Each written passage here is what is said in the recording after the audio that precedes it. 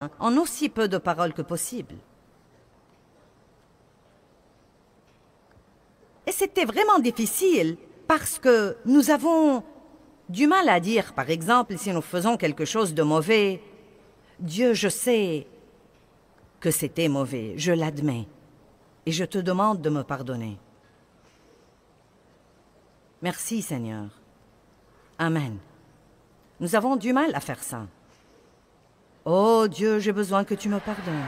Dieu, pardonne-moi. Oh Dieu, pardonne-moi s'il te plaît. Oh Dieu, tu dois me pardonner. Dieu, je suis si désolé. Dieu, je ne recommencerai jamais s'il te plaît. Et à dire vrai, je crois parfois que nous essayons de nous impressionner, si vous voulez la vérité.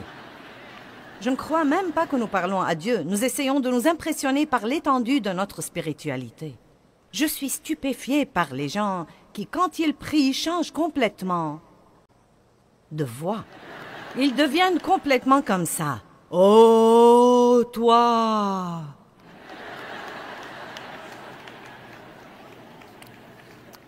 Donc, je ne sais pas ce que vous en pensez, mais la prière est une conversation avec Dieu. C'est demander à Dieu de répondre à vos besoins ou aux besoins de quelqu'un d'autre. C'est le louer, c'est le remercier, c'est l'adorer. C'est lui confier des choses et lui consacrer des choses. C'est beaucoup de choses merveilleuses qui devraient faire partie de la vie de tous les jours. Tout comme la respiration. La prière devrait être comme la respiration. Ne pas prier est un péché. La pire chose qui puisse arriver si vous ne priez pas, c'est rien. En d'autres termes, si vous ne priez pas, rien n'arrivera. Eh bien, quelles sont certaines des raisons pour lesquelles la prière n'est pas exaucée? Tout d'abord, je ne sais pas si nous pouvons dire qu'une prière n'est pas exaucée. En fait, Dieu ne dit pas toujours oui. Vous savez, Dieu dit parfois, pas maintenant. J'ai en fait entendu des gens dire que Dieu ne dit pas non, mais je ne crois pas ça. Si je demande quelque chose qui n'est pas la volonté de Dieu, il me dira non. Sinon, je croirais qu'il ne m'aime pas. Parfois, il dit attends. Parfois, il dit oui. Et parfois, il dit non. Mais une des choses que nous devons comprendre, c'est que quoi qu'il dise, ce qu'il dit est toujours juste. Et si Dieu dit attends, c'est que c'est mieux pour moi d'attendre. Quel que soit ce que ça me fait mal, quel que soit ce que j'en pense, il y a une certaine raison pour laquelle ce n'est pas bon ou ce n'est pas mieux pour moi d'avoir cette chose maintenant. Si Dieu dit non, il n'essaye pas de me cacher des choses, il n'essaye pas de m'empêcher d'avoir quelque chose que je veux. Il a simplement quelque chose de meilleur en tête, et je ne suis pas assez intelligente pour savoir comment le demander. Donc je suis reconnaissante que Dieu me donne ce qu'il sait que je devrais avoir. Et laissez-moi vous dire quelque chose, bien-aimé. Quand vous arrivez au point où vous pouvez faire confiance à Dieu dans ces choses-là, ce que la vie peut devenir douce. Car vous n'êtes plus obligé de lutter avec les choses tout le temps. Vous savez ce qui nous contrarie? Essayez de faire que quelque chose se produise, que seul Dieu peut en fait produire. Allez, comprenez ça ce soir.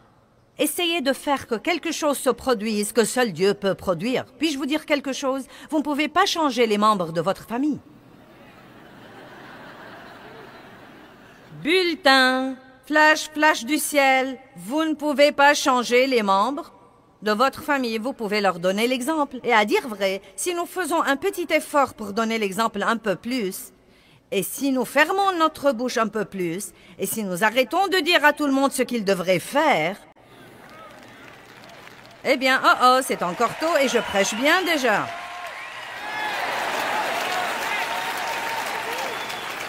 Non, mais la Bible dit que la femme ne peut pas gagner son mari par la parole. Mais elle peut le gagner par sa conduite pieuse et par son attitude pieuse également. Amen.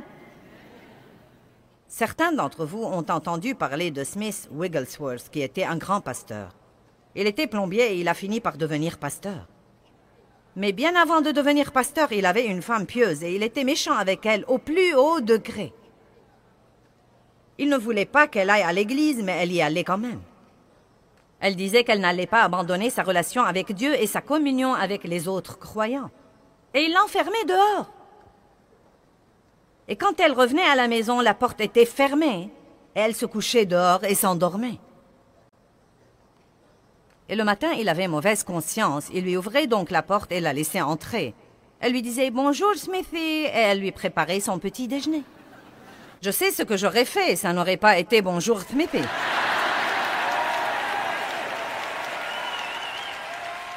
Mais d'un autre côté, si j'étais mariée à cet homme, il serait resté plombier et ne serait jamais devenu grand pasteur. Mais elle lui donnait l'exemple dont nous avons parlé. Et elle a continué à être tellement gentille avec son mari qu'il a fini par être sauvé et radicalement rempli du Saint-Esprit et par devenir un des plus grands prédicateurs renommés que l'Église a connus. Laissez-moi donc répéter. Vous ne pouvez pas changer les membres de votre famille, mais vous pouvez prier pour eux. Et si vous priez, vous ouvrez la porte à Dieu pour travailler. Si nous essayons de faire les choses sans faire intervenir Dieu, cela empêche littéralement Dieu de travailler parce que nous sommes les associés de Dieu. Et nous ne devons pas exécuter nos plans et nous attendre à ce que Dieu les bénisse ensuite. Nous devons passer un temps avec Dieu et apprendre ce qu'il veut faire et suivre son exemple. Vous ne pouvez obliger personne à aimer Dieu. Aussi ardemment que vous vouliez que vos bien-aimés soient sauvés, vous ne pouvez pas les obliger à aimer Dieu. Oh, si seulement je pouvais. Si seulement je pouvais ouvrir les cœurs des gens et les remplir de l'amour de Dieu et les refermer et les libérer. Vous savez, quand vous connaissez la vie que quelqu'un pourrait avoir et que vous le voyez faire des erreurs et détruire sa vie, non mais vous voudrez juste... Mais vous ne pouvez obliger personne à aimer Dieu. Et quand j'ai finalement compris ça, ça m'a délivré d'une grande pression. On n'oblige personne à aimer Dieu. Chacun de nous doit faire son choix personnel. Et là encore, je crois vraiment... Oui, nous sommes tous appelés à prêcher aux autres. Et nous sommes appelés à partager notre foi avec eux. Mais je crois parfois, à dire vrai, que nous prêchons trop. Et que nous ne sommes pas le bon exemple que nous sommes censés être. Je crois que nous devons parfois être un meilleur exemple. Et donc, si nous croyons à la puissance de la prière et que nous commençons vraiment à prier pour les choses pour lesquelles nous peinons et nous travaillons, nous pourrons nous détendre et jouir de notre vie pendant que Dieu travaille. Vous voyez, je suis arrivée au point où je crois vraiment que Dieu travaillera si je prie. Je le crois parce que j'ai prié pour vous. J'ai prié toute la semaine et j'ai prié pour des choses très spécifiques aujourd'hui. J'ai prié dans la chambre du fond avant de venir ici. Et j'ai prié Dieu de faire quelque chose en vous. J'ai prié pour la guérison. J'ai prié Dieu de guérir les cœurs brisés. J'ai prié Dieu de vous encourager. J'ai prié Dieu de vous enseigner quelque chose. Je veux que vous tombiez profondément amoureux de Dieu. Et donc, je crois que pendant que je suis là-haut pour utiliser le don que Dieu a mis en moi et pour faire ce que je sais faire, Dieu travaille en vous. Et peu importe si vous avez l'air de vraiment changer, ça n'a pas d'importance pour moi. Vous savez, si vous me dites que vous changez ou pas, je crois de tout mon cœur qu'un dépôt a été fait en vous et que vous allez voir les résultats d'être là. Je crois ça et je suis heureuse parce que je le crois.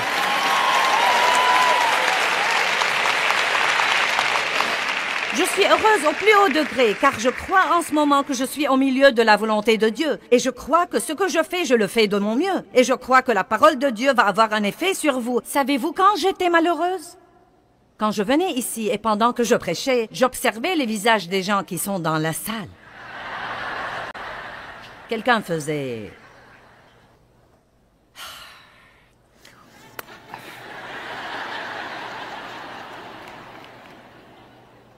Ou quelques-uns se levaient et quittaient au milieu de mon sermon, et je me disais, oh mince alors, c'est terrible. C'est horrible, j'ai le mauvais message. Non. Vous devez croire que Dieu travaille quand vous priez. Je suis maintenant arrivée au point où si quelqu'un quitte quand je prêche, je me dis, tu rates un bon message. Non, mais vous devez avoir un peu de confiance. Arrêtez de laisser vos circonstances vous gouverner. Puis-je vous dire quelque chose? Regardez-moi. Vous n'avez pas assez de temps à perdre sur cette terre à être malheureux. Bonjour. J'ai dit que nous n'avions pas assez de temps à perdre sur cette terre à être malheureux. Et vous savez, Quand vous avez 13 ou 14 ou 20 ou 25 ans, vous croyez que vous avez du temps à perdre. Mais quand vous commencez à avoir 50 et 60 et 61 et 62 et 63 et Dave a 66 ans... Quand vous vieillissez comme ça, quand vous prenez de l'âge... Non, sérieusement, vous savez quoi? Plus vous vivez, plus vous réalisez que vous n'avez plus de temps à perdre. Je ne vais plus gaspiller mes jours à être fâché désormais. Vous m'offensez, je prie pour vous. Vous me blessez, je prie quand même pour vous. Je ne vais plus vivre malheureuse désormais. Vous m'entendez? J'ai dit que je n'allais plus vivre malheureuse désormais. Et vous devez vous-même être aussi intransigeant sur ce point. Vous devez croire à la puissance de la prière et arrêter d'essayer de faire quelque chose à propos de quelque chose pour lequel vous ne pouvez rien faire. Arrêtez d'essayer de vous débarrasser de choses dont Dieu seul peut vous débarrasser. Et n'essayez plus d'avoir toutes ces choses que vous n'allez jamais avoir, à moins que Dieu ne décide de vous les donner. Voici donc ce que je dis. Si vous voulez une chose, demandez-la à Dieu. S'il ne vous la donne pas, sachez qu'il a quelque chose de mieux en tête, ou que ce n'est pas le bon moment. Ne piquez pas une crise là-dessus. Si vous ne l'avez pas quand vous croyez que vous devez l'avoir, dites « elle viendra ». Elle fait son chemin. Le seul moyen de recevoir quoi que ce soit de Dieu, c'est de le croire d'abord par la foi et ensuite vous le verrez se réaliser. Vous savez qu'est-ce que la foi? La foi, c'est croire en l'invisible. C'est ce que c'est que la foi. La foi, c'est croire en ce que vous ne pouvez pas voir. Si vous pouvez le voir, vous n'avez pas besoin de foi. Les raisons pour lesquelles une prière n'est pas exaucée. Eh bien, tout d'abord, les gens ne prient pas. C'est la première grande raison. Allez à Jacques 4:2. Vous apprendrez à libérer des choses par la prière. Non, mais vous aurez tellement de foi dans votre vie de prière au moment où vous partez d'ici que vous saurez que votre première solution à toutes les choses exaspérantes dans la vie est juste de prier là-dessus. Et non pas de prier là-dessus et de vous inquiéter et de potiner. De prier là-dessus et de faire une confession négative. Bonjour. Vous savez, je crois que Jacques chapitre 4 nous enseigne beaucoup de choses. Verset 1, d'où viennent les luttes? Les luttes, c'est tout ce bouleversement que nous avons. Exaspéré, énervé, dérangé. D'où viennent les luttes et comment est-ce que les conflits et les querelles surviennent parmi vous? Il dit, eh bien, ils surviennent de vos désirs qui combattent toujours dans vos membres physiques. En d'autres termes, il dit, les luttes surviennent à cause des trucs que vous voulez. Vous êtes jaloux, vous convoitez ce qu'ont les autres. Vos désirs ne sont pas réalisés et vous devenez des meurtriers car détester, c'est assassiner en ce qui concerne vos cœurs. Wow! Donc, qu'est-ce que ça dit de la jalousie? Vous êtes devenu très silencieux. Non, mais pensez-y. Nous ne sommes pas censés vouloir ce que quelqu'un d'autre a à tel point que nous lui en voulons de l'avoir. Et vous savez ce que j'ai finalement découvert et qui m'a finalement beaucoup soulagée? Pendant longtemps, je ne pouvais pas comprendre pourquoi les gens avaient toujours à redire de n'importe quelle belle chose que j'avais. Quand vous êtes exposé à l'opinion publique, tout le monde se mêle de vos affaires. Et si vous avez une belle voiture, quelqu'un dira « Je ne crois pas que tu dois la conduire. » Si vous faites ceci, je ne crois pas. Mince alors, tu as vu la tenue qu'elle portait? Vous savez ce que j'ai finalement compris? Ils s'en fichent pas mal de ce que je l'ai. Ils sont jaloux car ils ne l'ont pas.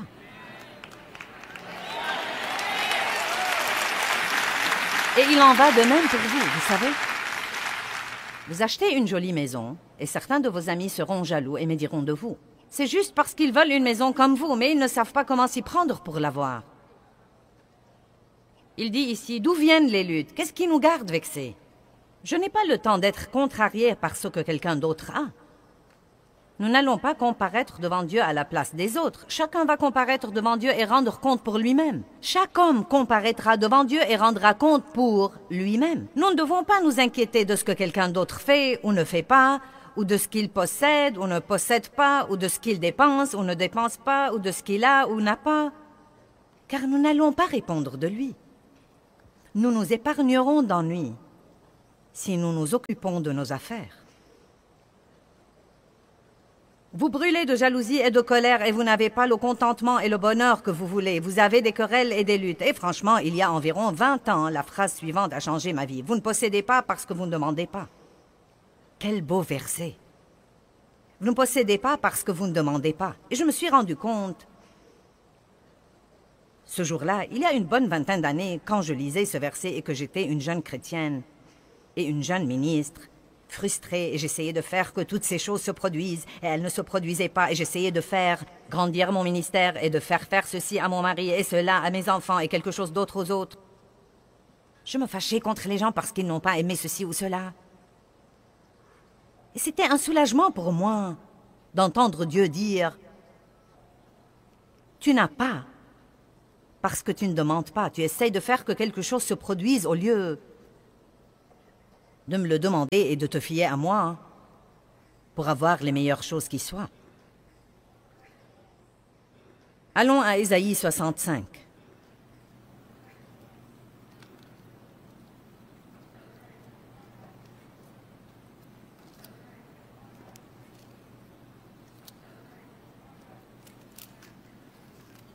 Versets 1 et 2. Je crois que ce sont des versets plutôt tristes. Il dit « J'étais prêt à être recherché de ceux qui ne demandent pas. » Vous voyez le tableau où Dieu attend que quelqu'un lui demande? J'étais prêt à être recherché de ceux qui ne demandent pas. J'étais prêt à être trouvé par ceux qui ne me cherchent pas. J'ai dit « Me voici, me voici. » Dit le « Je suis » à une nation Israël qui ne s'appelait pas de mon nom. J'ai tendu mes mains tous les jours vers un peuple rebelle qui marche dans une voie mauvaise au gré de ses pensées. C'est triste. Vous voyez le tableau où Dieu dit, comme Jésus a dit dans Matthieu 11, « Venez à moi, vous tous qui êtes fatigués et chargés. » Si vous êtes inquiets, venez à moi. Si vous êtes stressés, venez à moi. Si vous êtes chargés, venez à moi. Si vous êtes blessés, venez à moi. Allez au trône et non pas au téléphone. Les gens à l'autre bout du fil ne savent pas ce qu'ils font eux-mêmes. Ils ne sont pas qualifiés pour résoudre vos problèmes.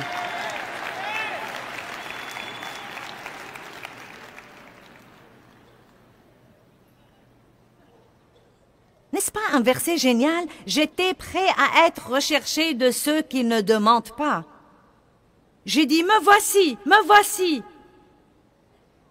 Mais personne ne m'a cherché. Dieu est un bon Dieu. Hébreux 11:6 dit, sans la foi, il est impossible de plaire à Dieu. Et celui qui s'approche de lui doit croire deux choses, que Dieu est et qu'il est le rémunérateur de ceux qui le cherchent diligemment. Dieu est un bon Dieu. Il attend pour vous faire des choses. Mais vous devez les lui demander. Ne vous fâchez pas contre votre patron qui ne vous donne pas la promotion que vous voulez. Avez-vous jamais pris la peine de la demander à Dieu? Peut-être que ce n'est même pas ce dont vous avez besoin. Qui sait, peut-être que Dieu essaye de vous faire quitter ce travail stupide de toute façon pour aller travailler ailleurs. Et vous craignez de ne pas pouvoir gagner autant d'argent ailleurs. Ça me surprend combien de gens mènent une vie qu'ils détestent parce qu'ils ont peur de faire quelque chose d'autre.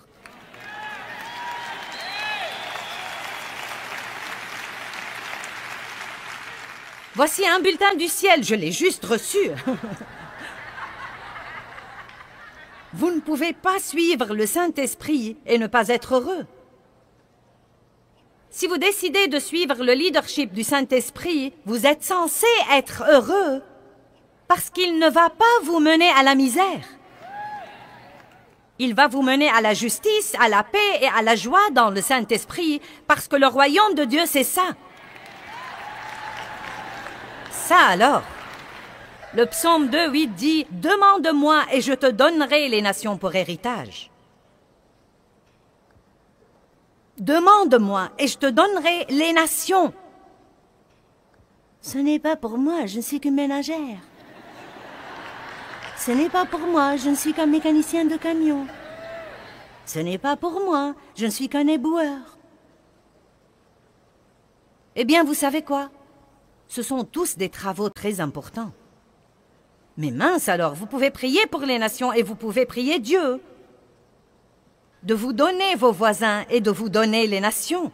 Si vous n'allez pas prier des prières hardies, vous n'allez jamais rien avoir de Dieu. Vous pouvez avoir un peu, car si vous priez pour un peu, vous pourriez avoir un peu. Mais je préférerais prier pour beaucoup et en avoir la moitié plutôt que d'avoir le peu. Pourquoi donc ne pas prier hardiment?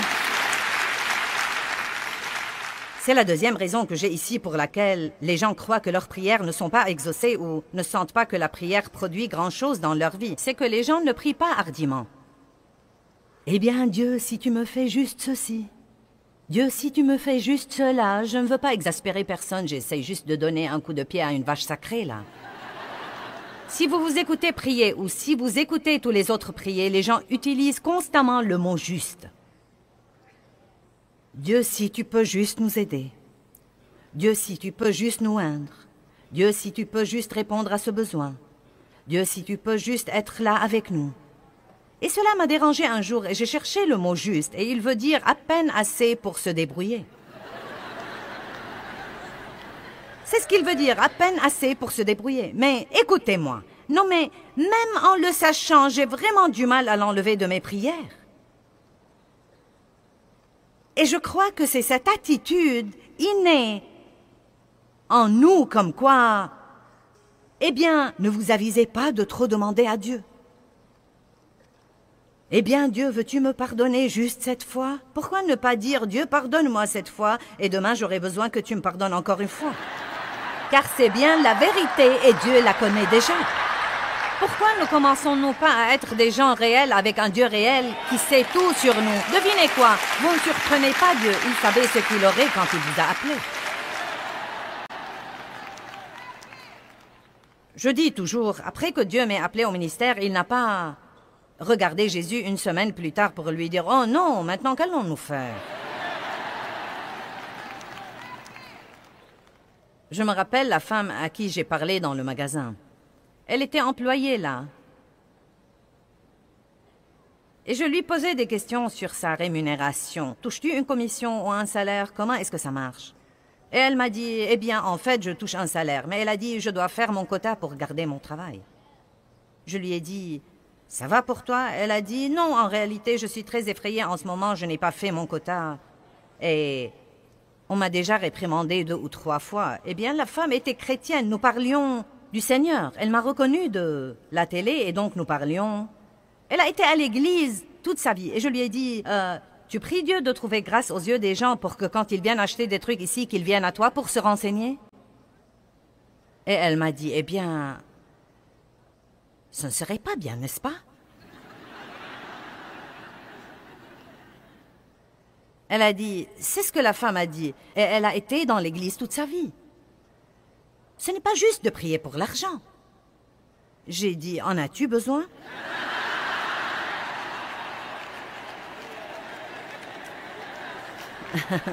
Si tu en as besoin et que tu ne l'as pas, tu devrais commencer à prier là-dessus, car c'est le seul moyen dont tu vas l'avoir. La Bible dit, « Et mon Dieu pourvoira à tous mes besoins. »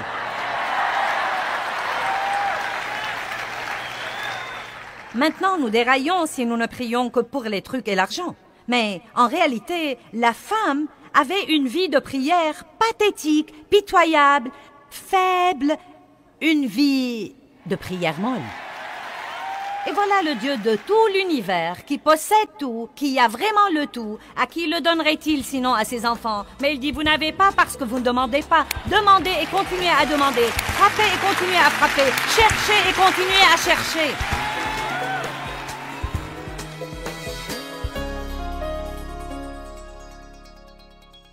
Eh bien, Jacques 4,2 dit, vous n'avez pas parce que vous ne demandez pas. Et ça m'a vraiment changé la vie quand j'ai découvert que je ne devais pas travailler aux choses et essayer de faire qu'elles se produisent et que je pouvais les demander à Dieu.